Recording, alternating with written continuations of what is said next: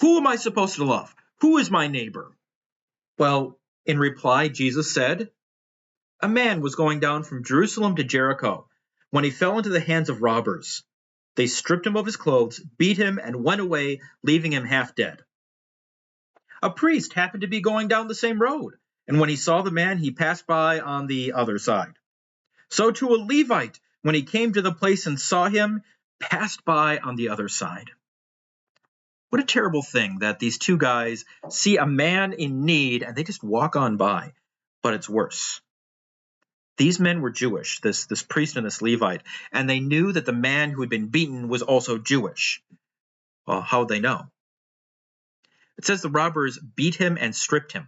Clothing was really stupid expensive back then. Most people only had 2 or 3 sets of clothing. So when robbers robbed you, yeah, they would often leave you naked because your clothing was worth money. And they could look and see that this guy was Jewish because only Jewish men were circumcised. Yeah, it's kind of a gross thing to think about, especially these days, but that's how they could tell. They could look and say, this guy is our brother Jewish person, but I still don't want to help him. You ever have someone like that? Someone that you know you're supposed to love, but you don't? Maybe it's a family member. Maybe it's someone who voted differently than you, and they were really loud about it, and you can't. No, I will not love that person anymore.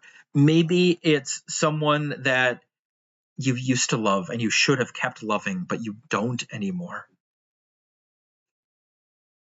See, Jesus looks at us, and unlike those Jewish people that should have helped another Jewish person, Jesus has nothing in common with us. He's God.